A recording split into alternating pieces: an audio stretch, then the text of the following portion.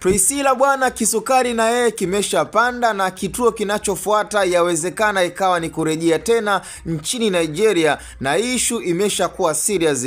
Kuna baadhi ya ndugu wa Jux wamekuja juu na kutaka pia ieleweke chanzo ambacho kimepelekea Jux kuwa kwenye muonekano kama huu. Jamani, msione ndoa za watu zinadumu au siku zinaenda mkadhani ya kwamba changamoto hazipo. Migogoro ni mingi, na sasa hivi mgogoro ambao umeshaingia katika ndoa ya Jux na Priscilla ni baada ya huu muonekano ambao muonekana kutafsirika tofauti, kwamba yawezekana kuna changamoto ambayo inaendelea na Priscilla anaifahamu na wameamua kuifanya kama siri. Ukiangalia sasa hivi Jux na Priscilla wako nchini Marekani. Of course ni maamuzi ya kwao wenyewe na wanakula bata, lakini hata kama wanakula bata, mbona imekuwa ni ghafla sana baada ya maneno kuwa ni mengi sana. Na ukiangalia ndugu wa Jux wanataka wajue kinachomsumbua ndugu yao, na sio tu kwa ndugu za Jux, ingekuwa kwa ndugu aina yote. Namna ambavyo sasa hivi wanaona katika mitandao ya kijamii, kuna baadhi ya ndugu ambao hawana ule ukaribu sana, kwa hiyo picha wanaziona katika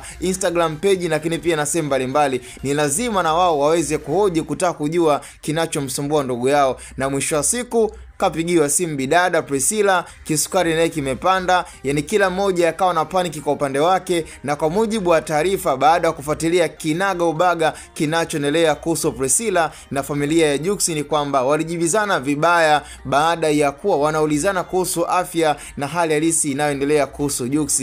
Na ninaamini kwa staili kama hii, endapo kama mgogoro huu hautamalizwa haraka iwezekanavyo, yawezekana sababu na chanzo cha Jux na Priscilla kuachana kikaanzia hapo. Na hata kama hawataachana, basi dosari imeshaingia mpaka muda huu, kwamba kuna baadhi ya ndugu wameshaona kwamba Priscilla amekuja kwenye familia yao kama ana gundu. Na hata kama pia amekuja na gundu, lakini issue nyingine ni kwamba wanaamini kwamba pengine Priscilla yawezekana kama ni ugonjwa, basi yeye anaweza akawa ndo chanzo cha huo ugonjwa. Na ndo maana ndugu wanachotaka sio Priscilla akasirike na kupaniki au waachane, hapana. Wanataka kujua chanzo ambacho kimepelekea Jux kuwa kwenye muonekano kama huo. Ndugu aina yote ambaye anampenda ndugu yake lazima atajisikia vibaya kumuona ndugu yake anasimangwa, anatokanwa katika mtandao wa kijamii. Ukiangalia Jux ni mtu maarufu. Sasa huu muonekano, yani lazima watu watahoji. Ni sawa sawa leo hii kumuona Diamond Platnumz